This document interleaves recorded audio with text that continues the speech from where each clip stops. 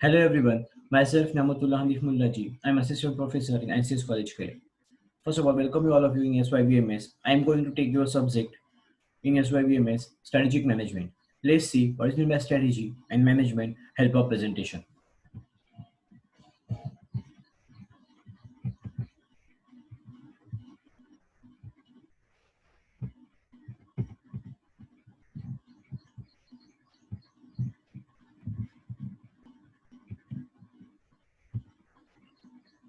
So our subject is strategic management. Before we start taking this subject, we need to know what is meant by management.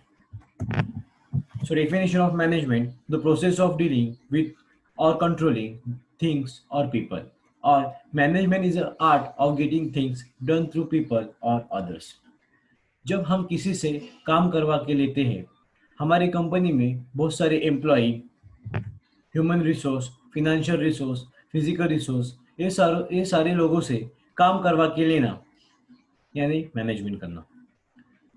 उसके बाद आता है why why we study of strategic management.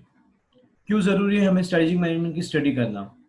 Because it is a vast concept and it is a integrated concept. ये एक vast concept है जो क्या करती है, सारे मैनेजमेंट को साथ में लेके चलती है।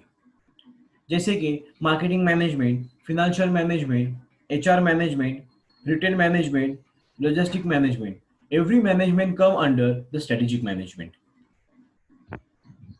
Let's see our syllabus in strategic management. Unit 1, introduction part. In introduction, business policy, meaning, nature, importance, strategy meaning, definition, strategic management meaning, definition, important strategic management process, level of strategy and concept, and importance of strategy business unit is called SBU. Strategic intent. In strategic intent, mission, vision, goal, objective, and plan.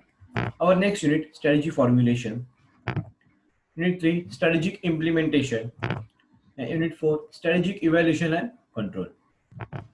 Let's see what is meant by strategic management in vision. So what is meant by vision?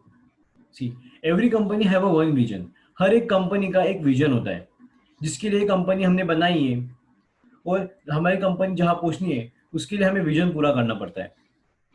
So and complete that vision we need to complete so many vision. अगर हम अपना vision complete करना है तो हमें हमारा mission पूरे करने होंगे. हमारा मिशन जब पूरे होंगे तो हमारा विजन पूरा होगा. एंड एक विजन पूरा करने के लिए हमें बहुत सारे मिशन पूरे करने पड़ते हैं. वैसे ही हमें बहुत सारे मिशन पूरे करने के लिए हमें बहुत सारे ऑब्जेक्टिव पूरे करने पड़ते हैं. To complete one mission we have to complete so many objectives. और ऑब्जेक्टिव कैसे पूरे होते हैं?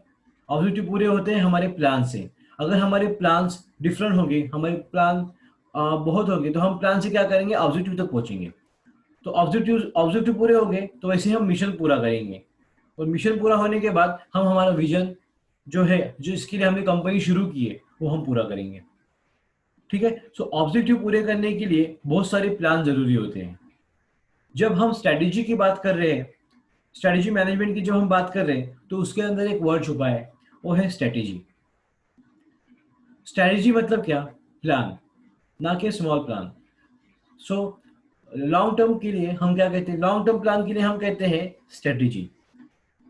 अगर हमारा प्लान 5 साल, 10 साल, 15 साल इसके लिए हो तो हम उसे स्ट्रेटेजी कहेंगे, ना कि शॉर्ट टर्म के लिए. हर एक ऑब्जेक्टिव मिशन की तरफ हमें लेके जाता है, वैसे ही हर एक मिशन हमें अपना विजन की तरफ लेके जाता है. और ये पूरे करने के लिए हमें स्ट्रेटेजिक मैनेजमेंट हेल्प करता है. उसके बाद हम 3 चीज़ों के लिए ये स्ट्रेटेजी मैनेजमेंट करते हैं. जैसे कि फर्स्ट, स्ट्रेटेजी बनाना, मतलब स्ट्रेटेजी क्रिएट करना. तो उसे हम क्या कहते हैं? Strategy formulation. सही है. वैसे ही स्ट्रेटेजी बनने के बाद हमें क्या करना है? उसके ऊपर काम करना है, उसके ऊपर काम चालू करना है. तो उसे हम क्या कहेंगे? Strategy implementation. और उसके बाद आता है काम करने के बाद वो स्ट्रेटेजी हमने बनाई है, वो सीधी चल रही है नहीं, वो वर्किंग हो रही है नहीं, वो हमें देखना होता है. तो उसे हम क्या कहेंगे? Strategy evaluation. जैसे कि मैंने आपको पहले कहा था कि एक जो स्ट्रेटेजी एक शब्द है, वो लॉन्ग टर्म के लिए यूज होता है। तो उसकी वजह से क्या होता है कि हमें तीन चीजों पे काम करता है हम लोग: strategy formulation, strategy implementation, strategy evaluation, जैसे मैंने अभी कहा। तो वही हमें देखना है हमारे सिलेबस में। हम क्या करेंगे, पहला स्ट्रेटेजी फॉर्मुलेशन करेंगे, यूनिट नंबर सेकेंड से शुरू होता है। स्ट्रेटेजी फॉर्मुलेशन करेंगे जिसके अंदर हम देखेंगे कि हम स्ट्रेटेजी क्या बना रहे हैं, हमने स्ट्रेटेजी क्या क्रिएट की।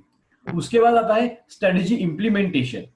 सही है। तो इन इम्प्लीमेंटेशन के बाद जो आपने स्ट्रेटेजी बनाई है वो हम उसके ऊपर काम कर रहे हैं, और वो काम करने के बाद हमने जो स्ट्रेटेजी बनाई है, काम कर रहे हैं उसके ऊपर, वो स्ट्रेटेजी सही से चालू है, हमारा उसके ऊपर कंट्रोल है या नहीं, वही देखना है। तो वो क्या हुआ, स्ट्रेटेजी इवैल्यूएशन। तो समझ में आई बात? हमें क्या करना है, स्ट्रेटेजी फॉर्मुलेशन करना है, स्ट्रेटेजी इम्प्लीमेंटेशन करना है, और लास्ट में हमें क्या करना है, स्ट्रेटेजी इवैल्यूएशन करना है। सही है। उसके बाद आता है स्ट्रेटेजी। सो स्ट्रेटेजी मतलब क्या? Strategy मतलब the word of strategy come from the Greek word is called strategos, which means art of journal। कोई भी चीज को जर्नल करना, नॉर्मल करना या सिंपल करना, उसे हम क्या कहेंगे, स्ट्रेटेजी कहेंगे। कोई भी पॉलिसी क्रिएट करना, इट मीन्स स्ट्रेटेजी करना। उसके बाद होता है the term of strategy is use in business to describe how term an organisation is going to achieve is all objective. Most organisation have several alternatives for achieving its objective. Strategy is concerned with the deciding with alternative is to be adopted to accomplish the overall objective of the organization। जैसे कि मैंने कहा कि strategy applicable not only for one area. कोई भी strategy एक चीज के लिए काम नहीं आती है, वो क्या होती है, डिफरेंट एरिया, मतलब ऑल एरियाज में वो काम करती है वो स्ट्रेटेजी।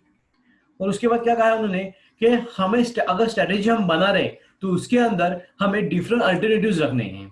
जैसे कि अभी हमें कोई किसी ऊपर हम काम कर रहे हैं तो वो सक्सेसफुल नहीं होते, तो हम हमेशा क्या करते हैं, दो प्लान बनाते हैं, प्लान ए और प्लान बी। सही है। अगर हम कोई कोई हम ऑर्गेनाइजेशन में काम करें, ऑर्गेनाइजेशन में रिस्क आ सकता है, तो अगर वो रिस्क हमको हमको अभी फेस करना है तो उसके लिए हम क्या करेंगे, दो प्लान में काम करेंगे, प्लान ए और प्लान बी। जैसे कि अभी कोविड-19 में क्या प्रॉब्लम हो रहा है कि हम स्कूल या कॉलेज अटेंड नहीं कर पा रहे जो स्टूडेंट्स लोग हैं। तो उसके लिए यूनिवर्सिटी ने क्या किया, आप प्लान बी यूज कीजिए, आप घर से सिखाइए, ये स्ट्रेटेजी तो नहीं बनाइए, आप घर से पढ़ाइए बच्चों लोग को कि जिसकी वजह से वो समझ सके। सो प्लान ए और प्लान बी ये फॉलो करता है। तो हमें डिफरेंट अल्टरनेटिव्स होना चाहिए, और जब हम डिफरेंट अल्टरनेटिव्स रखेंगे तब हमारा एम, हमारा विजन पूरा होगा। ठीक है। उसके बाद आता है strategy is a comprehensive long term plan. So comprehensive long term plan, जैसे कि मैंने कहा कि स्ट्रेटेजी जो है वो एक लॉन्ग टर्म प्लान है। तो कुछ एग्जांपल इसके अंदर दिया हुआ है कि ये लॉन्ग टर्म प्लान कैसे रन होता है। First, what is the present position of the firm. अभी फिलहाल प्रेजेंट पोजीशन क्या है फर्म की। See, the firm may be involve in car industry with 5 car models and operating only in India. Okay, so India ही में run हो रही है। उसके बाद what should be the future position of the firm। तो हमारी फ्यूचर पोजीशन क्या होगी, क्या है उसका ड्रीम, और जो उसको कहां तक पहुंचना है। द फर्म में be like to enter in 20 overseas market in the next 10 years. सही है। तो 20 ओवरसीज में हमें क्या करना है, जाना है नेक्स्ट 10 ईयर्स में। सो हम कैसे जा पाएंगे वहां पे, what should be done to attain the future position। The firm need to enter at least 2 overseas market every year। हर एक साल में जो हम नया साल आगा, हर एक साल में दो कंट्रीज में हमें क्या करना है, एंटर होना है। तब हमारा जाके विजन कंप्लीट होगा। देखिए हमारे सामने ऑब्जेक्टिव भी है, मिशन भी है हमारा, जो हमें क्या करना है, कैसे करना है, और हमारा विजन क्या होगा कि हमें वो 20 overseas market in the next 10 year, ये हमारा लॉन्ग टर्म ऑब्जेक्टिव है। जैसे कि मैंने कहा था कि स्ट्रेटेजी शॉर्ट टर्म पीरियड के लिए यूज नहीं की जाती है, स्ट्रेटेजी हमेशा लॉन्ग टर्म के लिए यूज की जाती है। सो ये हमारा एग्जांपल है। फिर से एक बार मैं पढ़ रहा हूं, what is present position of the firm में B involved in car industry with 5 cars model and operating only in India। Second, what should be the future position of the firm? The firm may like to enter in 20 overseas market in next 10 years। उसके बाद what should be done to attain the future position? The firm need to enter at least 2 overseas market every year। After that, definition of strategic management or strategy. Strategy is a plan, action, policy designed to achieve the overall objective of the firm. जैसे कि मैंने बाद में कहा था कि हमें कोई भी स्ट्रेटेजी अगर करनी है, कोई न्यू प्लान डिजाइन करना है, तो हमें क्या करना होगा? स्ट्रेटेजी लॉन्ग टर्म के लिए यूज की जाती है, सही है। तो लॉन्ग टर्म के हिसाब से ही, जैसे कि strategy is board long term plan design to achieve overall objective of the firm. जितने हमें ऑब्जेक्टिव है वो हमें अचीव करना है, ठीक है। और ये लॉन्ग टर्म प्रोसेस है, ना ही कि शॉर्ट टर्म प्रोसेस।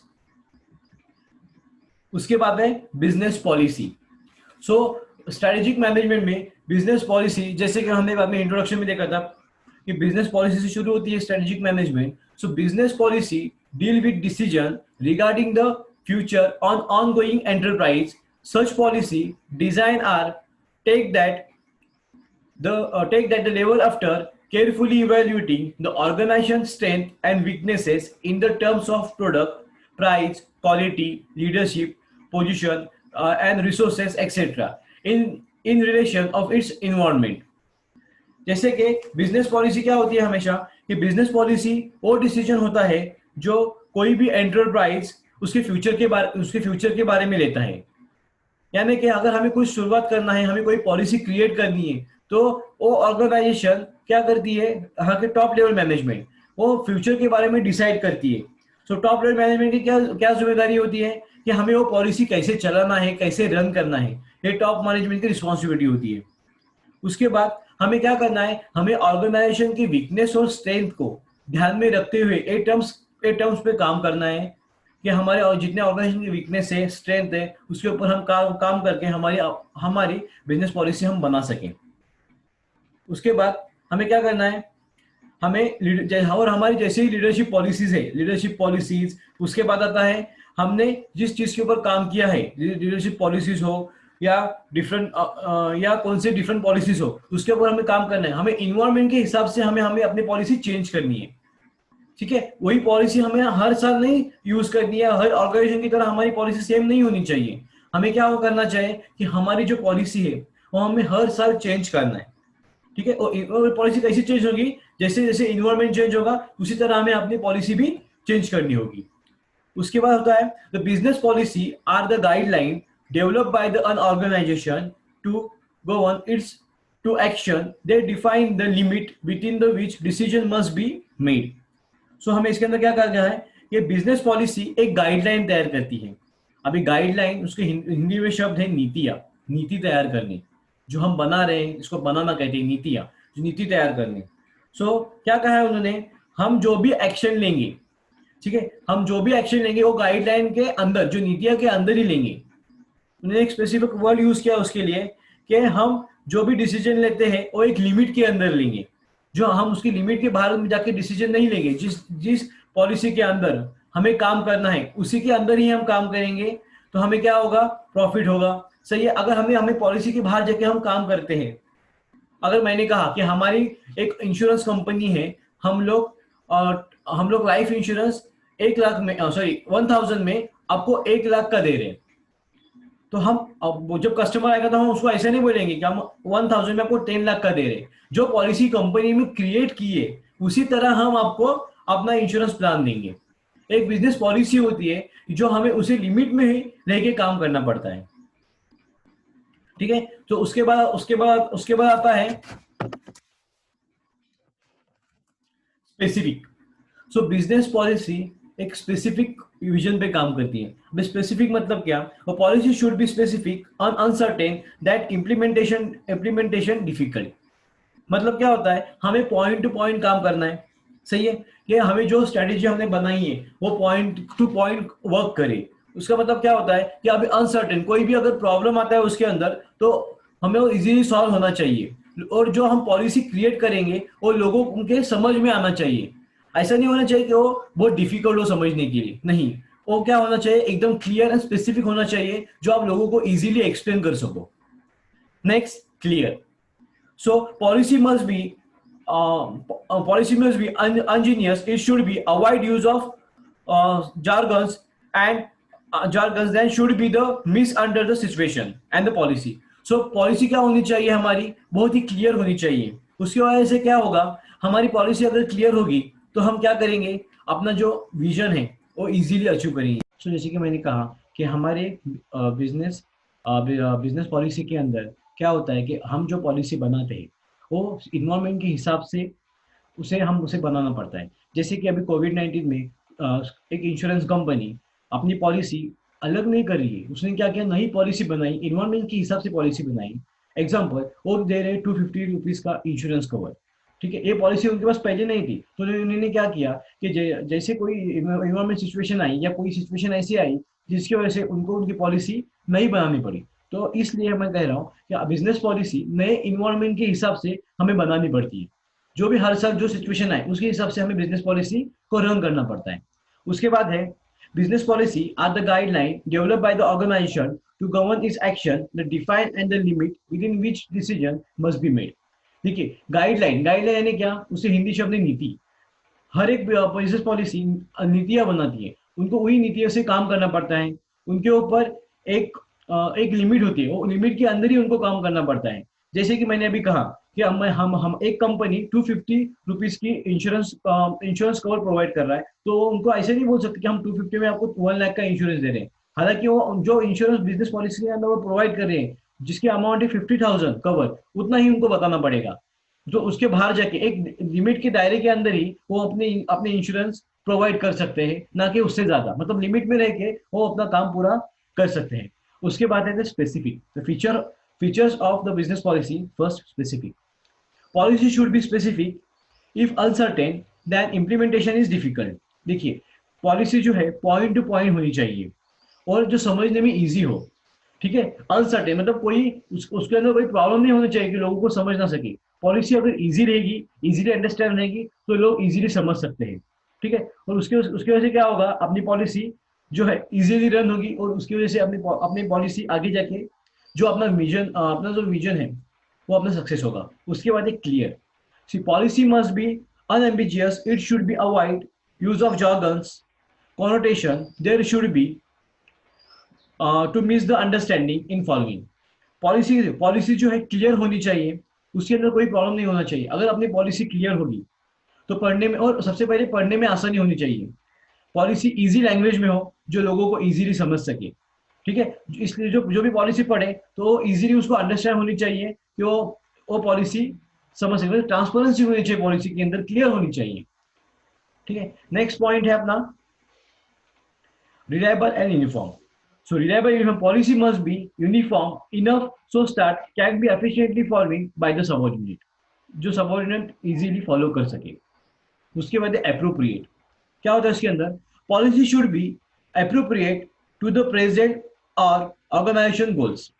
उसके अंदर क्या होता है कि जो पॉलिसी प्रोवाइड कर रही है वो कुछ भी नहीं होनी चाहिए। मतलब पॉलिसी अलग बता रहे हैं और आप दूसरे को एक्सप्लेन अलग करें, ऐसा नहीं होनी चाहिए। पॉलिसी एक ही होनी चाहिए जो इजीली समझ सके। और पॉलिसी ये चेंज नहीं होती, पॉलिसी हमें चेंज नहीं होती, इन्वायरमेंट के हिसाब से उसे हमें नहीं बनानी पड़ती है। और पॉलिसी जो आप बताएंगे वही पॉलिसी आप कस्टमर को आप दे सकते हैं, ठीक है? तो पॉलिसी का इंपॉर्टेंट क्या है इसके अंदर उन्होंने बताया कि ऑर्गेनाइजेशन की पॉलिसी कुछ और है और आप दूसरे को कुछ बता और रहे हैं, ये नहीं होना चाहिए, ठीक है? उसके बाद आता है simple, policy should be simple easily understand by in organization. देखो, पॉलिसी जो है एकदम सिंपल होनी चाहिए, इजीली अंडरस्टैंडिंग होनी चाहिए, ठीक है? उसके अंदर आप कुछ अपना मतलब अपना बोल नहीं सकते। जो पॉलिसी के अंदर जो चल रहा है, जो पॉलिसी कंपनी ने ऑलरेडी बनाई है, जो गाइडलाइन के हिसाब से जो काम कर रहे हैं उसी हिसाब से ही पॉलिसी होनी चाहिए। पॉलिसी के अंदर कोई चेंज नहीं होना चाहिए। So next point, flexible, policy should be flexible in operation और एप्लीकेशन। ठीक है, पॉलिसी क्या होना चाहिए, एकदम सिचुएशन के हिसाब से वो पॉलिसी चेंज चेंज होंगी, लेकिन ज्यादातर पॉलिसी चेंज नहीं होती, जो हम नई बनानी पड़ती है। तो हमें क्या करना है, पॉलिसी को एकदम फ्लेक्सिबल रखना है कि जो जो लोगों को इजीली अंडरस्टैंड कर सके, और उसके अंदर कोई दिक्कत आए तो हम उसी तरह उसको थोड़ा सा चेंज करके या नया नया बना करके हम अपने कस्टमर को क्या कर सके, वो बता सके।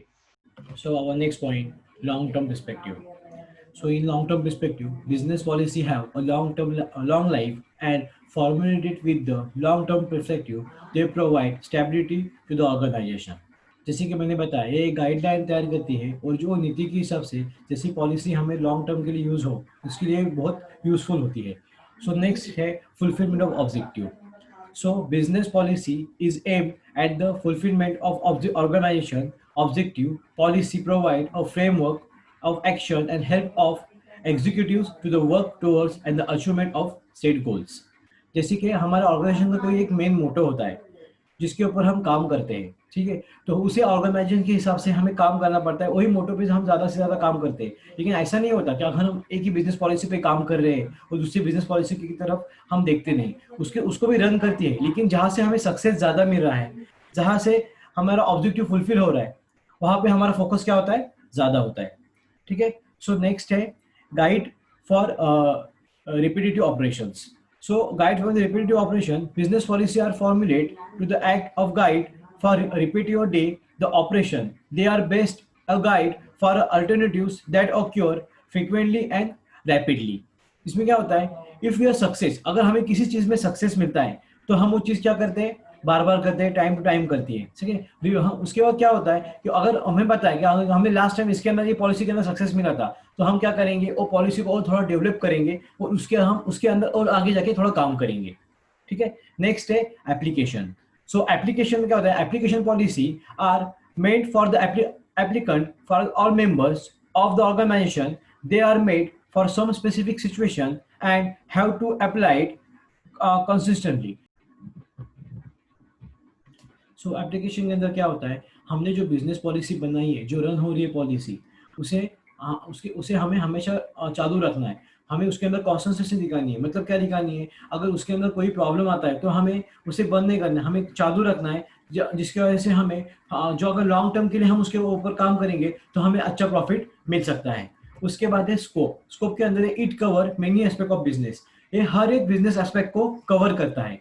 It includes the function and responsibility of the senior management related to organization problem which affect the success of total enterprise. It deals with the determination of the future course of action that the organization has to adopt. जो भी organisation में problem आ रहा है, जिसे success रुक रहा है, तो उसे टॉप मैनेजमेंट क्या करती है, उसके ऊपर ध्यान रखती है और पूरी रिस्पॉन्सिबिलिटी के साथ पूरा उसका काम करती है। और रिलेटेड टू एंटरप्राइजेस, हर एक आने वाली एंटरप्राइजेस के अंदर जो भी फंक्शन है, जो भी आने वाले जो भी प्रॉब्लम है, वो इजीली सॉल्व करती है। ठीक है, और it deal with the determination of the future course. अभी हमें फ्यूचर में आगे क्या करना है, कौन सी और नीति बनानी है कि जिसके ऊपर अपनी बिजनेस पॉलिसी काम कर सके, ये हम देखते हैं स्कोप के अंदर। उसके बाद है it include the resources by the help of which the organisation can achieve its goal. इसका मतलब क्या होता है, जैसे मैंने पहले कहा कि एक रिसोर्स एलोकेशन है, हर एक रिसोर्स पे काम करता है। सो बिजनेस पॉलिसी क्या करती है, जो भी हमें आगे जाके करना है, जिसकी वजह से हमें बिजनेस पॉलिसी से हेल्प हो सकती है, वो हर एक रिसोर्स यूज करती है कि जिसकी वजह से हमें बिजनेस पॉलिसी के अंदर उसकी मदद हो। ठीक है, अगर इसके अंदर आप, so thank you for join. If you don't understand of any point, so message me in my WhatsApp number. Thank you.